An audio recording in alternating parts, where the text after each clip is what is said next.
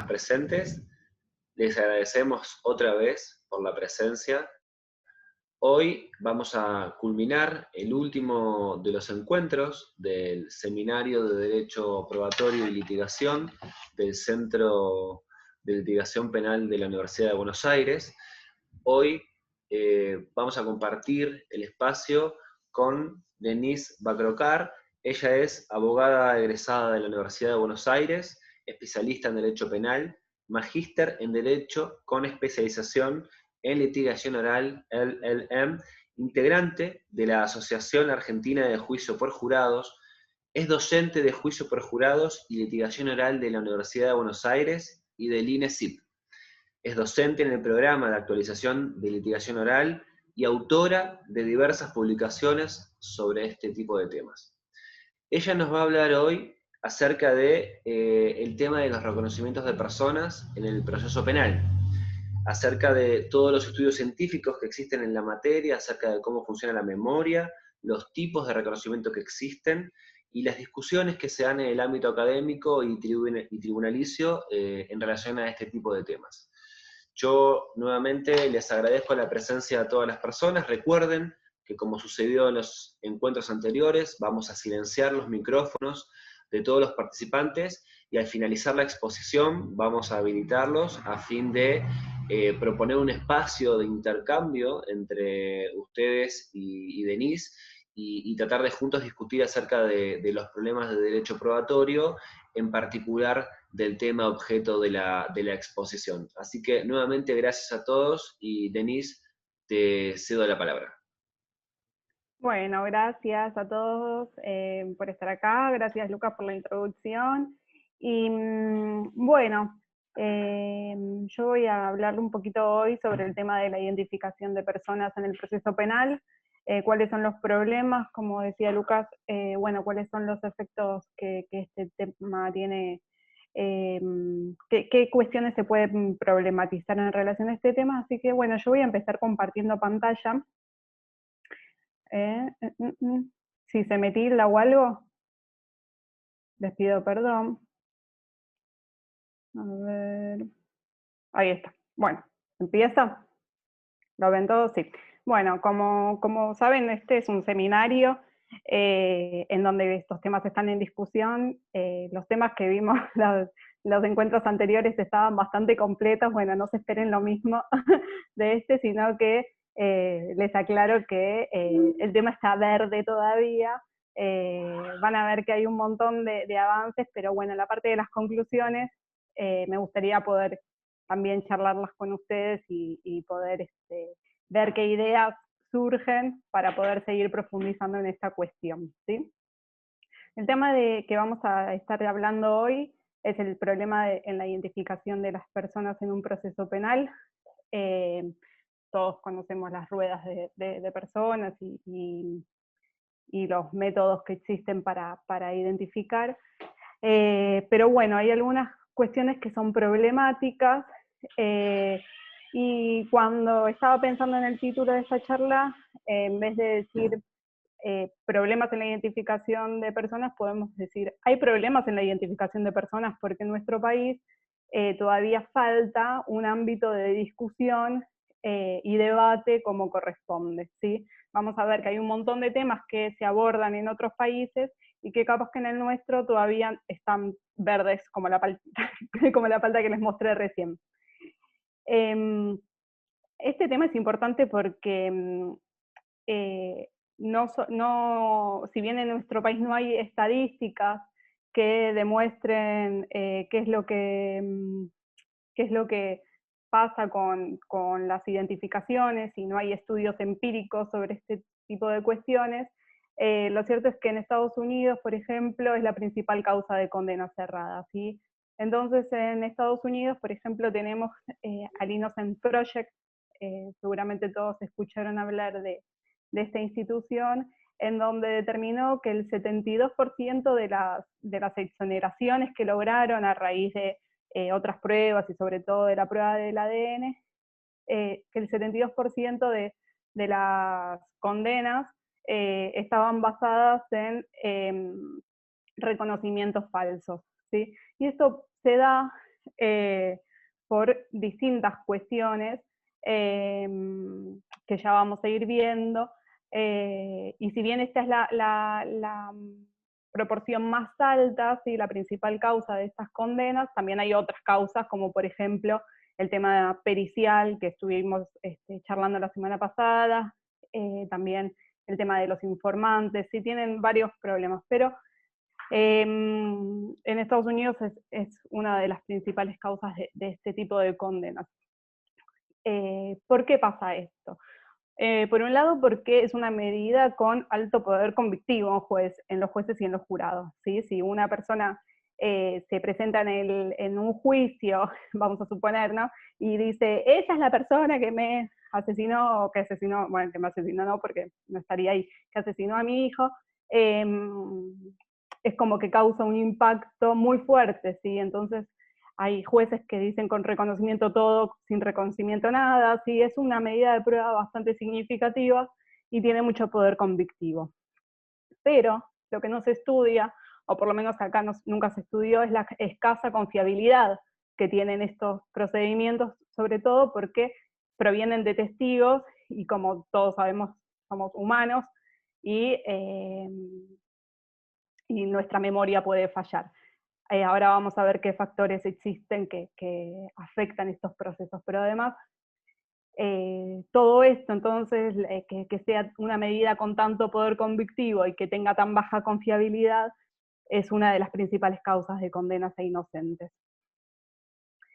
Bueno, como les dije, es necesario estudiar cómo funciona la memoria. Nosotros en nuestras currículas, en nuestros sistemas no estudiamos cómo funciona, nunca tuvimos una clase, sacando ahora que hay un poquito de vinculación entre el derecho y la neurociencia. En general no tenemos materias en la facultad en donde nos enseñen cómo funciona la memoria o cómo registran los testigos, y los testigos en general son la principal fuente de prueba en un proceso penal. Bueno, y la cuestión es que, contrariamente a lo que se suele creer, la memoria no funciona como una videocámara así que registra, que graba todo lo que pasa, y cuando nosotros queremos acordarnos decimos, bueno, rebobinar, play, y vamos reproduciendo todo. ¿Sí? No funciona así, sino que funciona por un proceso de reconstrucción. Y esto es importante porque vamos a ver que muchas veces vamos a reconstruir cuáles son nuestros recuerdos. Cuando hablamos de la memoria, entonces hablamos de que hay distintos momentos de la memoria, y distintas memorias. Una es la memoria sensorial, ¿sí? Es cuando nosotros por nuestros sentidos, o sea, por los 5 sentidos, tomamos noticia de un evento, vemos qué es lo que pasa en la realidad. Podemos observar, podemos olfatear, podemos escuchar. Toda esa memoria sensorial es la que nos va a dar base a nuestros posteriores recuerdos. La memoria, las cuestiones que nosotros registramos, ¿sí? Que nos parecen importantes, pasan a la memoria a corto plazo, ¿sí? Cuando nosotros prestamos atención. Cuando nosotros no prestamos atención o son cuestiones como muy chiquititas, bajan al olvido, ¿sí? No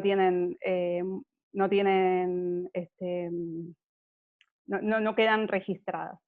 Y esta memoria a corto plazo, cuando nosotros reconstruimos un evento, puede pasar a la memoria a largo plazo, o también puede olvidarse. La memoria entonces no es perfecta, y esto es lo que nos puede llevar a identificaciones erróneas. Y también una de las cosas que nosotros podemos hacer es completar información faltante creando memorias falsas. Por ejemplo, si nosotros vemos que, por ejemplo, una persona rubia, decimos, una persona rubia estaba manejando un auto rojo y chocó, y vimos el momento un segundo, nuestro cerebro posiblemente complete que es una mujer. Pero bueno, como vemos en la foto, puede también tratarse de un hombre. Nuestro cerebro es como que completa la información faltante, y ese es un problema, ¿sí? Porque en general esto está basado en los estereotipos, ¿sí? Si nosotros decimos persona rubia de pelo largo que maneja mal, decimos, listo, mujer. Pero no siempre es así. Hay mujeres que manejan mejor que los hombres.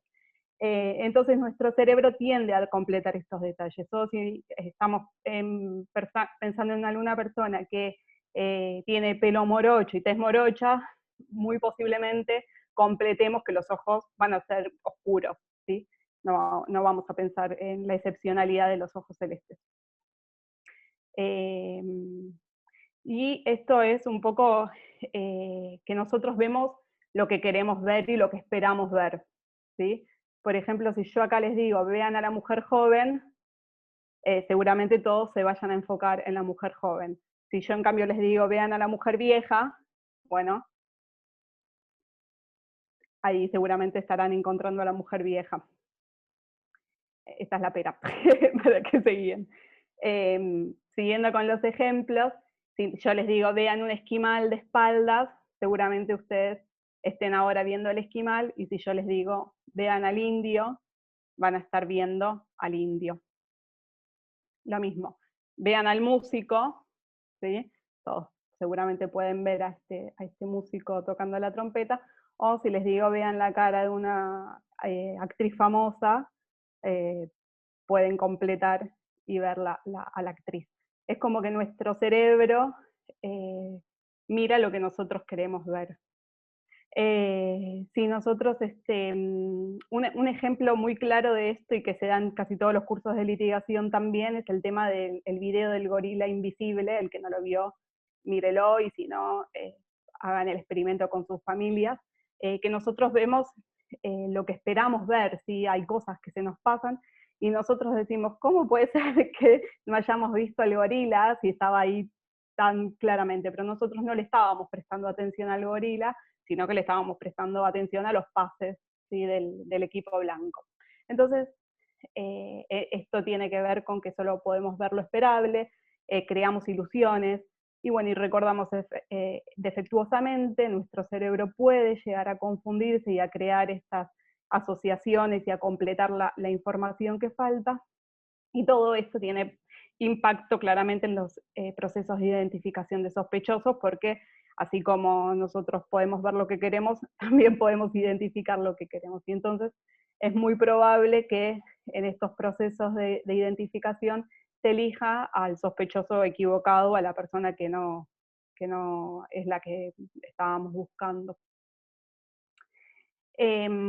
Siguiendo con la memoria, nosotros, además de la memoria esta sensorial, corto plazo y largo plazo, tenemos distintas etapas, ¿sí? Una primera etapa se vincula con esta adquisición, ¿sí? La captación de la información por medio de nuestros sentidos, cuando vemos, cuando escuchamos, cuando sabemos lo que está pasando, es la codificación y el registro de lo que está percibiendo. Todo esto entra por nuestros sentidos y pasa a la memoria sensorial, y después puede llegar a pasar o no a la memoria a corto plazo. Pero básicamente es cuando adquirimos esta información.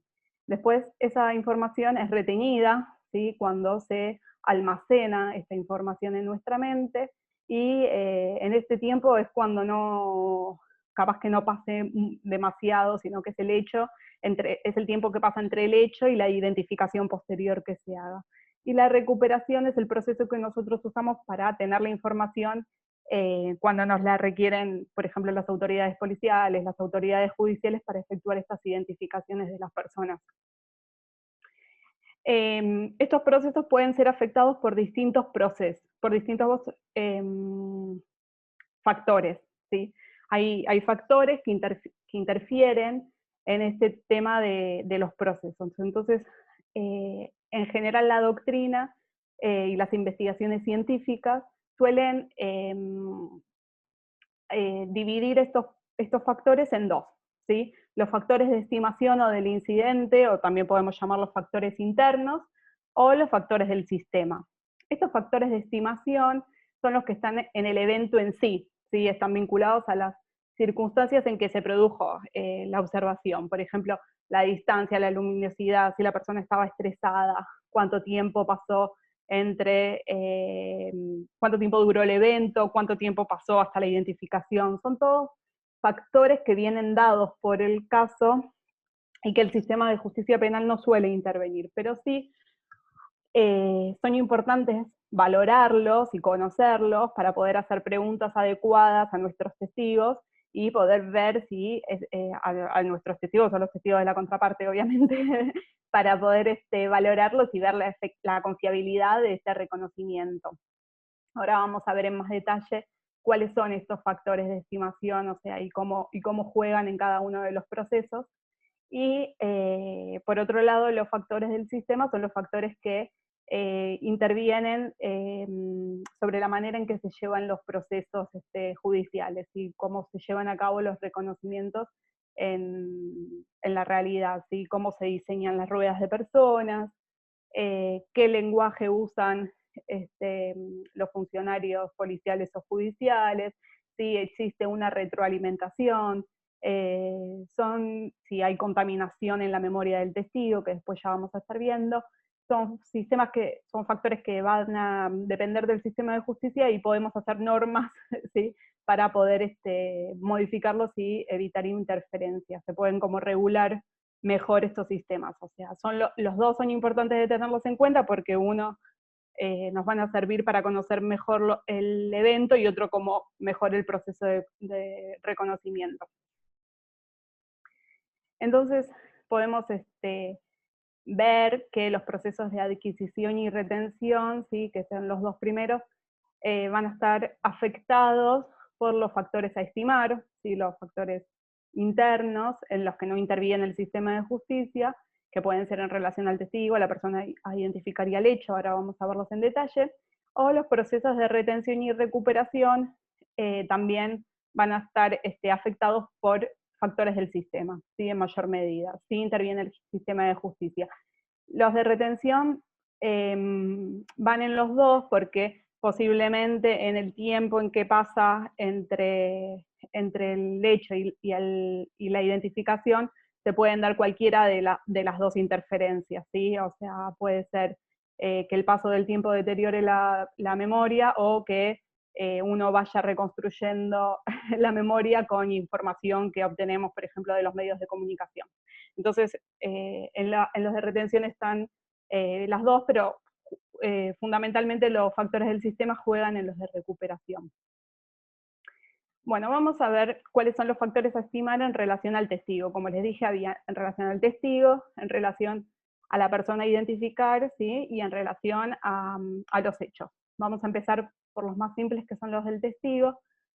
Bueno, uno de los factores es la edad, ¿sí?, de los testigos. En general la memoria se suele mantener y no hay muchas diferencias entre las personas adultas, ¿sí?, se mantiene estable, pero los niños y los adultos mayores tienen algunas deficiencias en las memorias.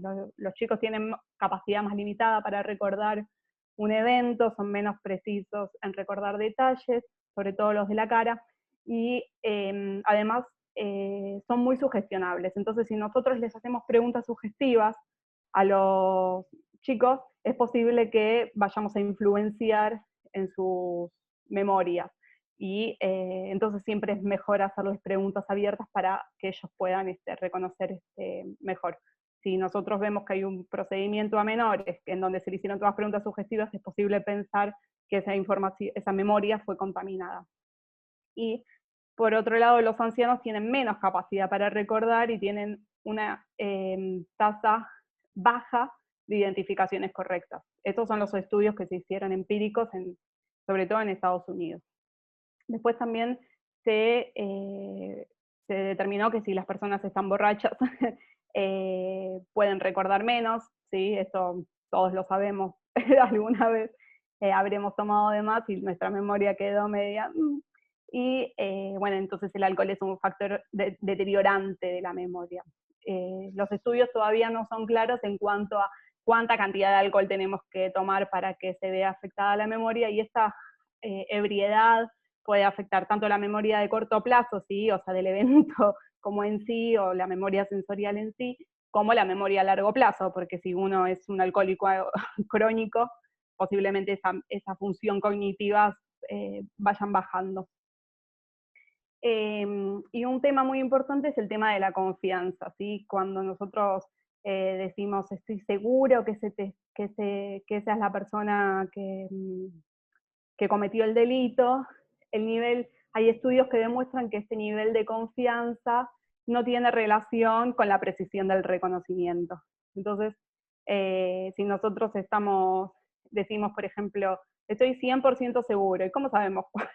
¿Cómo podemos como ponerle porcentajes, ¿no? a los reconocimientos? O cómo, si nosotros pensamos, ¿cuándo estuviste 60% seguro de algo? Es como raro ponerle números en relación a la confianza. Y bueno, esta relación entre confianza y precisión no siempre, muchas veces es débil y muchas veces es inexistente. Y además, como vamos a ver en un ratito, la confianza en un reconocimiento que nosotros hacemos puede ser manipulada por procesos de retroalimentación que nos hacen, por ejemplo, los policías, los fiscales, ¿sí? Si nosotros decimos, yo reconozco, no sé si estoy muy seguro en este reconocimiento, pero me parece que es la persona, y el policía nos dice, muy bien, reconociste al acusado. Después, cuando vayamos al juicio oral, estoy seguro 100% que esa es la persona, ¿sí? O sea, como que se puede manipular. Después hay otros factores que tienen que ver con la raza, ¿sí? Con la raza, con la persona a identificar. Cuando nosotros, si una persona cometió un delito con algún disfraz, estamos llamando a los anteojos, gorros, pelucas, barbijos hoy en día, porque no, pasamontañas, bueno, todo esto puede interferir en cómo vamos a percibir nosotros la información, ¿sí? Entonces, es difícil cuando se trata de personas con disfraces de lograr una identificación exitosa. Muchas veces este disfraz va a formar parte de la memoria que nosotros generemos, y cuando nosotros sacamos ese disfraz y transformamos nuestra memoria, podemos cometer errores. Y los porcentajes de los errores son más altos si la persona utiliza disfraz. Por ejemplo, acá, en esta foto, ustedes van a ver que la línea del pelo es muy importante para poder medir las distancias, ¿sí? Entre la nariz, los ojos, la boca. Nosotros necesitamos como la línea del pelo, y si la persona usa gorro, es muy difícil identificarlos. En la primera línea aparecen todos distintos, y en la segunda línea aparecen todos iguales. Esto dificulta, ¿sí? Los reconocimientos. Y por ejemplo acá también se hizo un estudio en donde se les mostró a distintos testigos un hecho cometido por una persona sin disfraz y el mismo hecho cometido por la persona con disfraz. En la primera rueda es claro que todos van a poder identificar el número 4, ¿sí? Pero en la segunda, que tiene disfraz, todos se parecen un poco, pero ninguno es. Y entonces ahí aumenta la posibilidad de encontrar personas que nosotros podamos señalar. Por ejemplo, nosotros vamos a decir el 4, y el 4 no es, y entonces estamos señalando a un inocente, ¿está bien? Entonces, esto de los disfraces es importante. Sobre todo, también hay que tener en cuenta que el tema de las cejas es relevante para poder demarcar la cara y poder hacer reconocimientos más certeros. Otro de los factores a estimar en relación a la persona a identificar es la raza. Cuando hablo de raza no me refiero a la...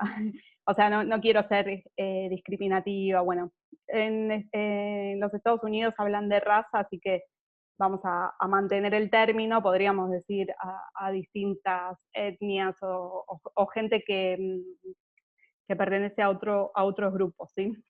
Étnicos. Pero bueno, básicamente aclarar que no lo hago por motivos discriminatorios, y el término raza es como un poco raro, pero bueno, vamos a hablar de raza igual. Y una de las cuestiones es que los estudios empíricos demostraron es que las personas tienen más capacidad para identificar las caras de su propia raza, ¿sí? Y identificar a personas de razas es difícil para cada uno.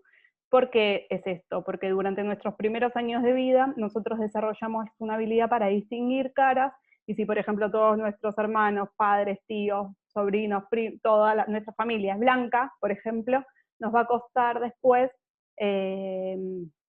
identificar gente que no es del mismo color que nosotros, o que no tiene las mismas facciones que nosotros. No tenemos esta experiencia para hacerlo. Y en el Innocent Project, por ejemplo, del 72% que les dije que es la tasa de malas identificaciones, el 40% de ellas es por estos reconocimientos cruzados o interraciales. Por ejemplo, si nosotros ponemos un grupo de personas, no sé, orientales, es muy difícil poder para nosotros identificarlos. Lo mismo sucede con las personas afroamericanas, ¿sí? Es como que se nos va a complicar. Y si nosotros desarrollamos esta habilidad desde que somos chiquitos y bebés, yo me pregunto cómo van a ser los reconocimientos en un futuro, ¿no? Que ahora todos estamos con barbijo, los bebés capaz que no están desarrollando las mismas capacidades que desarrollamos nosotros en su momento. Pero bueno, eso ya lo veremos, ojalá que no estemos 4 años con esto. Después hay factores de estimar en relación al hecho, ¿sí? Como les decía. Uno de estos factores es el uso de armas. Si se usan armas en la comisión de delitos, la habilidad para identificar al sospechoso baja, ¿sí? ¿Por qué? Porque se habla de un efecto foco en el arma. Y nosotros, por una cuestión de supervivencia, necesitamos saber qué es lo que va a hacer la persona con el arma, ¿sí? Si la va a usar, si no la va a usar, si la va a sacar, si no. Y entonces vamos a enfocar nuestra atención en el arma y no tanto en la cara del atacante. Entonces la posibilidad de reconocer mejor a las personas bajan. Y los testigos, o sea, cometen más errores cuando en estos casos se usan armas, porque justamente la atención la fijan en otras cuestiones. Hay otros factores, por ejemplo, como el tiempo, que si nosotros tenemos más tiempo, capaz que sí podemos ver el arma y la cara de la persona, pero en general cuando pasan las cosas muy rápido, vamos a ir a enfocarnos en el arma en vez de en la cara del sospechoso. Existen muchos estudios empíricos en relación a esto y en general los ojos de las personas se van directo al arma. Otro de los factores es el estrés, ¿sí? Si nosotros tenemos mucho estrés, en una situación de mucho miedo, por ejemplo un delito, nuestro cerebro no funciona tan bien, ¿sí? como en otras circunstancias. Si nosotros vamos a un examen demasiado nervioso, posiblemente nos vaya mal porque estamos muy estresados. Entonces, no podemos, si estamos como muy asustados y tenemos mucho estrés, no podemos retener estos hechos y va a ser difícil recordarlos. Acá hay un gráfico de una curva, así que los niveles muy bajos o muy altos, ¿sí? de estrés tienen un efecto negativo para captar la información. Lo mejor es cuando se está acá, cuando tenemos un nivel de estrés medio, ¿sí? Ahí es como que nuestro cerebro está como más receptivo a la información. Otro de los factores, como les decía, son la duración del hecho y la distancia y condiciones de visibilidad. Si nosotros, por ejemplo, tenemos un hecho más largo, posiblemente vayamos a recordar más, pero si el hecho pasa muy rápido, cuanto más corto sea el evento, menos va a ser la precisión que nosotros vayamos a tener.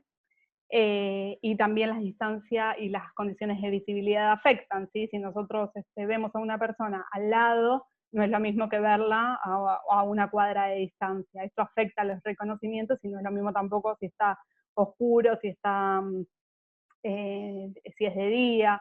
Todas estas cuestiones juegan, ¿sí? En lo que tiene que ver con el hecho, y es importante preguntarles a los testigos. Bueno, nosotros en los cursos de litigación, obviamente que estos factores los estimamos. Y bueno, y después están los factores del sistema, ¿sí? Que básicamente son las prácticas que se llevan a cabo para recuperar esta información del testigo y poder aprovecharla en el sistema de justicia penal. Y hay algunos problemas Ahora vamos a ver algunos, pero hay más,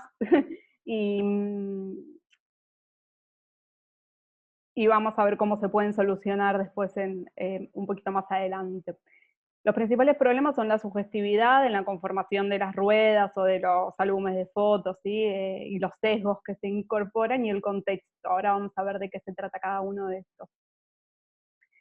Por ejemplo, si nosotros construimos una rueda de personas o una muestra de fotografías y le decimos a la persona, yo quiero salir, ay, no, perdón, quiero como ver el chat, ¿se puede? No. Uy, no. Bueno, creo que hice cagada. Ahí está. Bueno, quería hacer un experimento, pero no voy a poder por, por mis capacidades tecnológicas. Pero, por ejemplo, si nosotros describimos, formamos esta rueda, ¿no? Somos policías, somos fiscales y formamos esta rueda. Y el testigo dice, yo vi a un joven de no más de 18 años, entre 16 años por ahí, afroamericano, tiene unos 75 de altura, 75 kilos y tiene trenzas mal hechas, ¿sí? ¿Ustedes a cuál reconocerían? Tomen un segundo.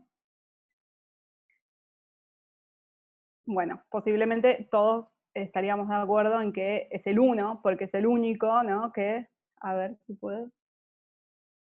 No. Porque es el único que tiene las trenzas mal hechas. No podemos, todos son afroamericanos, no podemos ver el peso ni la altura en estas fotos, todos tienen más o menos la misma edad, pero sí podemos ver que ahí abrí el chat, ay, que me contestaron al 1, ¿vieron? Bueno, lo voy a dejar ahí abierto, así hacemos el experimento después. ¿Por qué en general se identifica al 1? Porque es el único que tiene como estas trenzas mal hechas, ¿sí? Entonces si nosotros incluimos un solo factor determinante en esta rueda, el 5 también, dicen por acá. Yo no le veo las trenzas, pero es posible.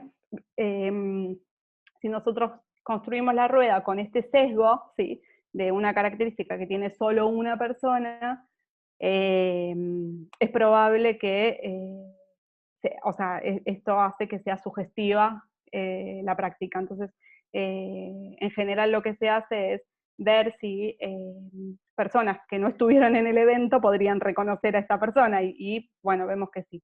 En este caso también, ¿sí? Nosotros tenemos una descripción de un testigo que es un hombre hispano con barba y bigote, pelo largo hasta el hombro. A ver si, ahora que tengo el chat abierto, ¿cuál dirían? 1, 2, 3, 4, 5, 6.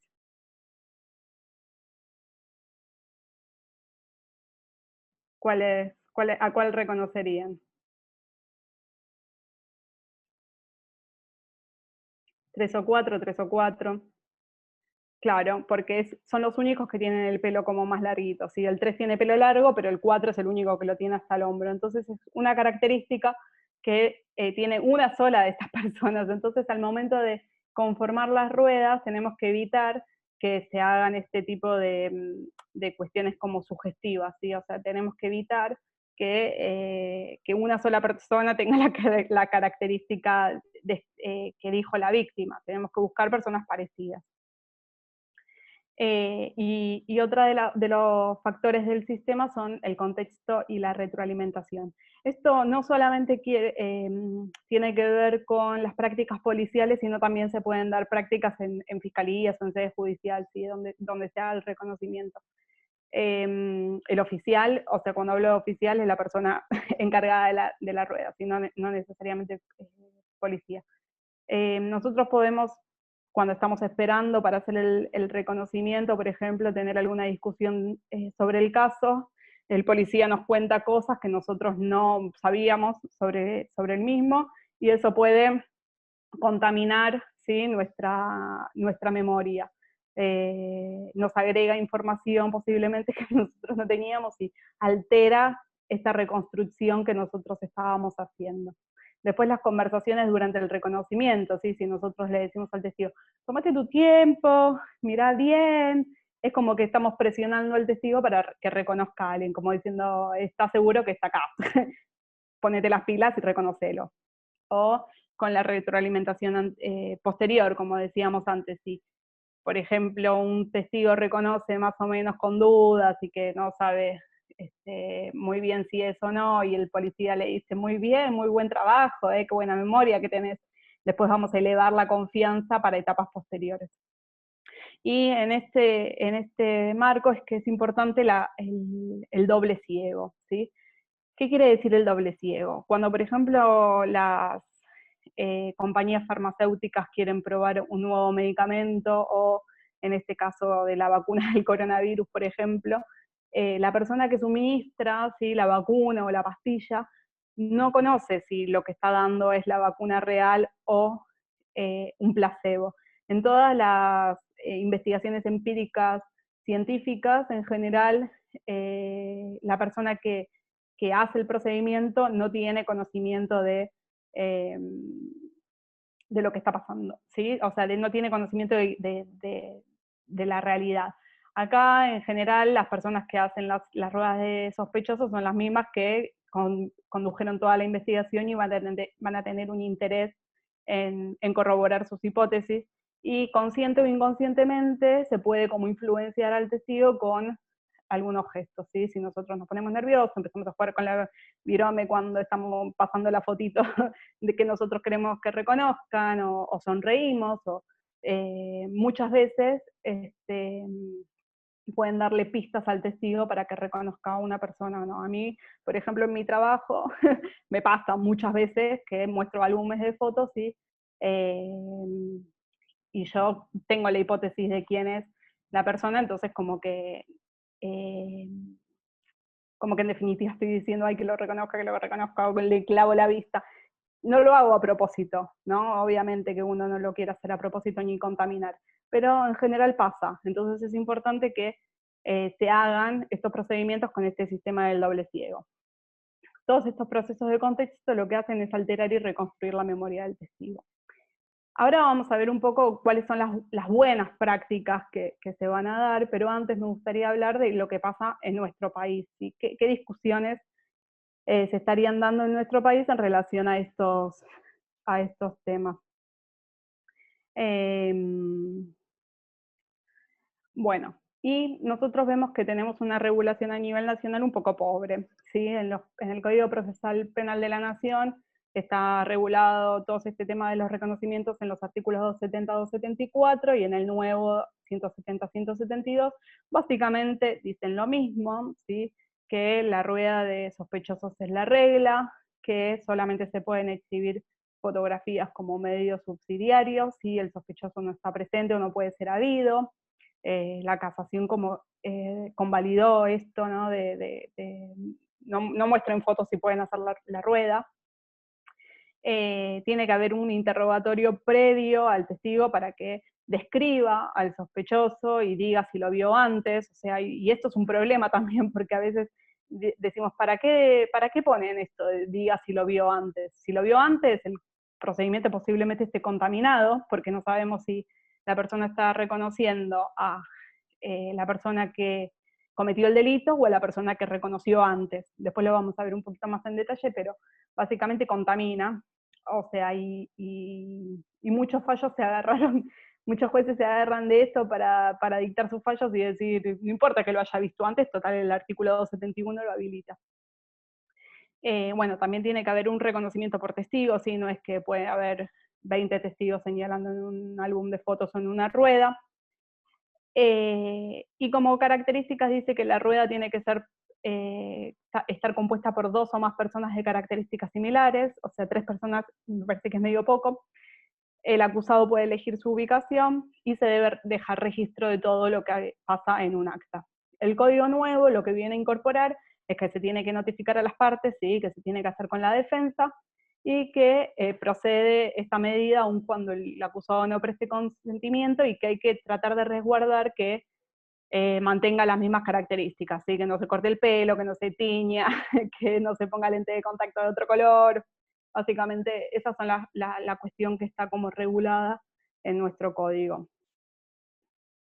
Y las discusiones que se dan a nivel nacional son si los reconocimientos pueden ser propios o impropios. ¿Sí? Los reconocimientos propios son los que se llevan a marco de se llevan a cabo con respeto a las normativas del Código Procesal Penal, que serían estos reconocimientos que vimos recién en Rueda y subsidiario por foto, y los reconocimientos impropios, que son los que se llevan a cabo por fuera de los límites formales, como por ejemplo cuando vamos a exhibirle a un testigo al acusado, cuando vamos a exhibirle al acusado a un testigo en forma directa, o cuando el testigo ve al acusado en televisión, ¿sí? Todos esos reconocimientos serían impropios.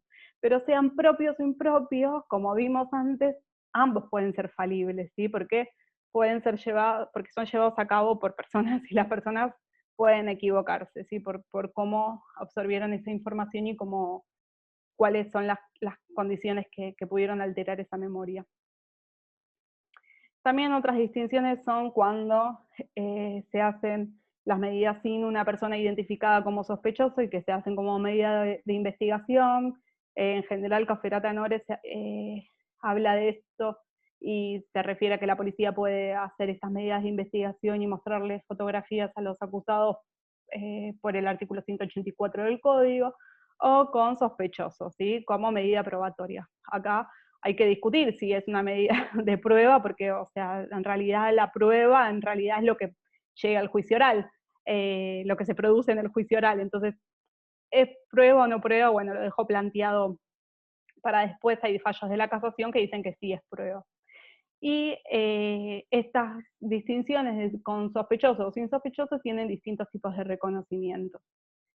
Entonces tenemos la exhibición de fotografías en sede policial, los retratos hablados, la exhibición del sospechoso en forma directa, ruedas de sospechosos y exhibición de fotografías, y reconocimiento en juicio oral.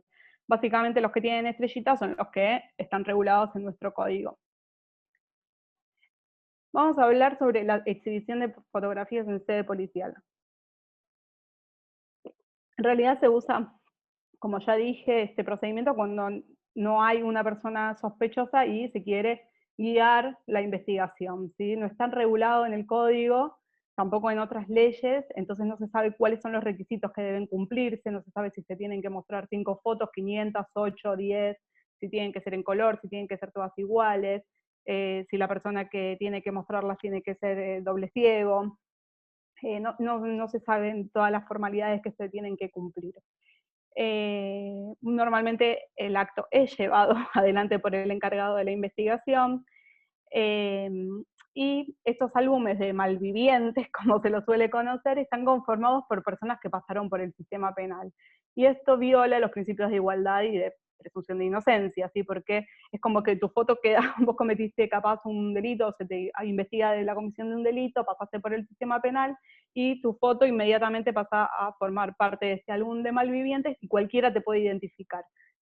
En estos casos no hay cebos, ¿sí? No es que uno puede, o señuelos como para decir, esta persona es inocente porque yo ya lo sé, ¿sí? Así que cualquier persona puede ser señalada como el autor del hecho, y esto lleva claramente la posibilidad de identificar personas inocentes. De hecho, muchas de las identificaciones en Estados Unidos que se lograron exoneraciones tienen que ver con esto, porque estaban en álbumes de fotos que señalan uno al azar y ahí le cae todo el peso de la ley, salvo que tenga una coartada demasiado buena. Y esto también lo que tiene es que puede viciar futuros reconocimientos, porque si nosotros decimos que no queremos visiones sucesivas, porque después no sabemos si reconocemos al autor de los hechos o al que identificó previamente, si nosotros mostramos estas fotos, después viciamos procedimientos posteriores realizados formalmente, ¿sí? Como las ruedas de personas. En general nuestros tribunales admiten que haya distintos reconocimientos, y por eso lo que les decía del artículo 271, que dice que hay que preguntarle si lo vio antes. Entonces, si no, ¿para qué le vamos a preguntar a esto si no lo permitimos? Después hay otra de las metodologías que tiene que ver con la exhibición directa del sospechoso. Esto tampoco está regulado en los códigos, se suele usar en los contextos de flagrancia y puede adoptar distintas modalidades. Por ejemplo, si vamos a la persona que acaba de ser víctima de un delito, dice: a mí me atacaron, es una persona que está vestida así, asá, en morocho, de ojos verdes, no sé qué, se puede salir a recorrer la zona con el móvil y cuando lo identifican decir: es este. ¿Sí? O puede pasar que en base a la descripción que dio la víctima, la policía encuentre a una persona sospechosa y se lo exhiba, ¿sí? Ya sea en sede policial o en el lugar. Y también puede pasar que la víctima vaya a hacer la denuncia a la policía y justo se lo cruce muy espontáneamente. Entonces, estos procedimientos son sugestivos, ¿sí? Porque se muestra a una sola persona y generalmente ya está en el recinto policial o está detenida, demorada, con esposas o como sea, y está este problema de la espontaneidad. Después están las ruedas de sospechosos, que son justamente las que hablábamos de que sí están reguladas en el Código Procesal, pero no tienen demasiados requisitos. Como vimos, nuestro código dice que tiene que ser más de 2 personas con características similares, pero muchas veces estos reconocimientos, estas ruedas no se logran armar porque es difícil encontrar personas que cumplan con los requisitos o se suelen hacer mucho tiempo después. Y como recomendaciones, bueno, siempre tiene que haber una descripción previa del testigo para poder armar la rueda bien. Hay que seleccionar rellenos que coincidan con la descripción del acusado, y que sean parecidos al acusado y que sean parecidos a la descripción que dio la víctima, ¿sí? Y que sean verdaderos cebos, no es que admitamos la posibilidad de condenar a un inocente. También, como buena práctica, se suele recomendar que hay que hacerle saber al testigo que quien cometió el delito puede estar entre esas personas o no, y que es tan importante identificar al culpable como liberar a inocentes. También es recomendable que pasen de a uno, esto es importante, ¿sí? No mostrar todos en línea, sino que vayan pasando sucesivamente para que no se efectúe la elección por comparación, ¿sí? Que sea como más genuina la identificación. Se recomienda el uso del doble ciego. También es recomendable grabar los reconocimientos. Nuestro código, por ejemplo, exige acta, pero en el acta uno completa básicamente lo que quiere. Entonces, está bueno grabar estos reconocimientos, bueno, siempre que se grabe completo, ¿no? Y no pasen cosas atrás de las cámaras. Y también es importante que la defensa esté presente para que la rueda, para que pueda controlar, ¿sí? Que la rueda no sea sugestiva, ver en qué lugar quiere ubicar al sospechoso. Bueno, un montón de cuestiones que nuestro sistema no tiene, ¿sí? Estas son algunas buenas prácticas que fueron adoptando otros países que posiblemente en una futura regulación se deban como contemplar.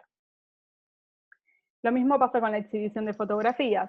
¿Sí? Nosotros lo tenemos regulado como un modelo subsidiario para los casos en que el sospechoso no se encuentre o que no pueda ser habido, pero no están regulados los requisitos adecuadamente. También se recomienda que no se muestren todas las fotos juntas, ¿sí? Como esto se llama six-pack en Estados Unidos porque se ponían 6 fotos, sino que es mejor que se vayan mostrando sucesivamente para que no se efectúe esta comparación, y se aplican las mismas recomendaciones que para las ruedas de personas, ¿sí? Doble ciego, grabación de la medida, que haya personas que sean realmente cebos, que coincidan con la descripción. Y otra de las formas de reconocimiento que suelen existir es la del reconocimiento en juicio. Entonces, muchas veces se pide a las víctimas o a los testigos que reconozcan al acusado, ¿sí? En el juicio. Esto se asemeja a los procesos de exhibición directa o show-up. porque se les muestra a una sola persona, obviamente, en el caso de que haya un sospechoso solo. Es una práctica habitual, ¿sí?, en nuestros tribunales, incluso cuando no tiene sentido hacerlo. Por ejemplo, ¿poder reconocer al acusado? Sí, y es mi hermano, ¿sí? O es un pariente, o es un conocido. No tiene mucho sentido hacerlo, pero como que tiene tanto impacto la medida que se suele hacer igual como subsidiario. También es una práctica sugestiva, porque el acusado es el que está sentado en el banquillo de los acusados junto al defensor, y esto de evitar las visiones sucesivas se rompe, ¿sí? Porque posiblemente ya pasó por un proceso de identificación posterior y lo mismo, o sea, no sabemos si la memoria que tiene el testigo está reconstruida o efectivamente es la persona que cometió el delito.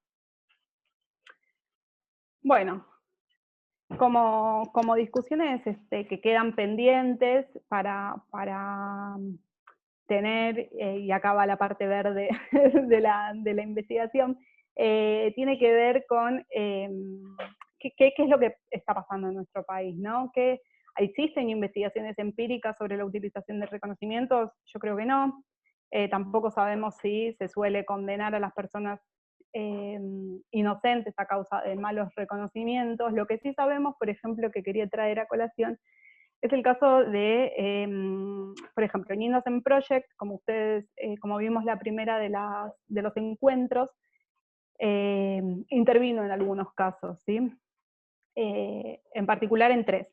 En uno de esos, que es González Nievas, que es el que se resolvió este año, hubo un problema de malas identificaciones.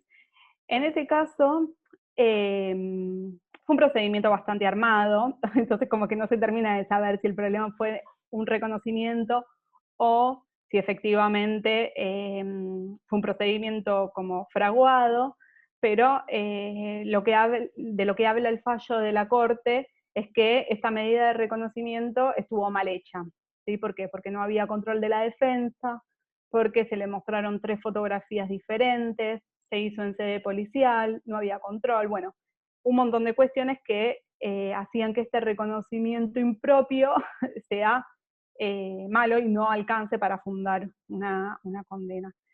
Después hay otro fallo que es muy conocido en tema de reconocimientos de la Corte Suprema, que es el fallo Miguel, en el que se cuestionó la aparición o sea, había los testigos lo identificaron a una persona por una aparición televisiva, ¿sí?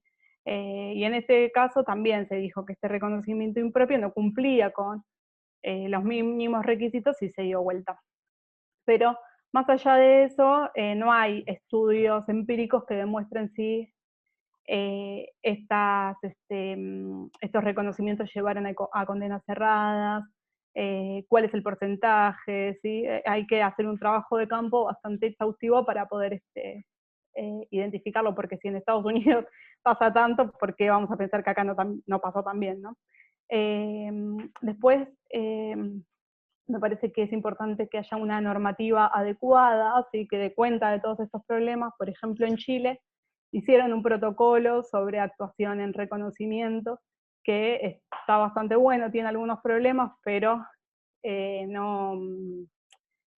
pero bueno, se está empezando como recién a cumplir este protocolo. Pero nosotros, bueno, más allá de las normativas como, bueno, locales, a nivel nacional no tenemos grandes reglas sobre la identificación de personas. Tampoco los fallos que existen en la materia dan cuenta, ¿no?, de los avances científicos en la materia sobre el funcionamiento de la memoria, sus impactos en la identificación, cómo juegan estas cuestiones de la memoria, cómo juegan estas cuestiones no sé, como que todavía no se adoptaron en nuestro país y sería bueno adoptarlas, ¿no? Y retomar las discusiones sobre las buenas prácticas que se hacen en los otros países. Bueno, como conclusiones me parece importante que señalar que el problema de las malas identificaciones es un problema universal, ¿sí? No, porque las identificaciones, ¿sí?, se basan en las memorias de las personas, y las personas tienen memoria en todas las partes del mundo, ¿sí?, no solo en los Estados Unidos.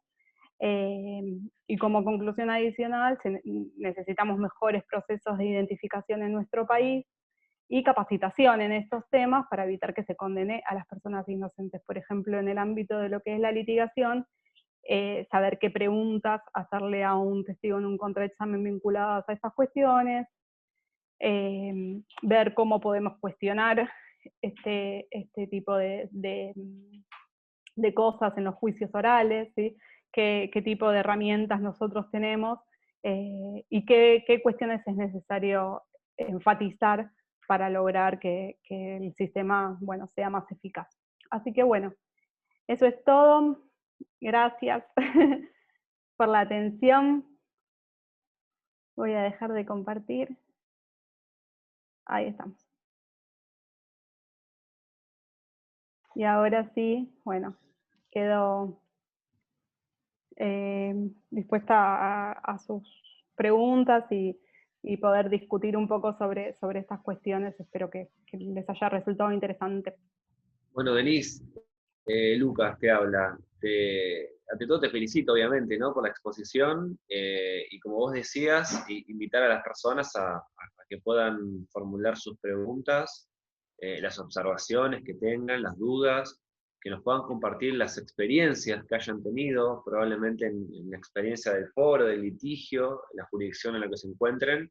Muy probablemente se hayan enfrentado en cualquiera de los roles procesales, o incluso en el rol de la magistratura, a tener que valorar acerca de qué tan confiable puede ser una conclusión hecha o realizada a partir de un reconocimiento, ¿no? Así que bueno, recuerden que el espacio del Centro de Litigación Penal está pensado para esto, está pensado para que podamos compartir y construir un conocimiento vinculado al derecho probatorio, así que los escuchamos.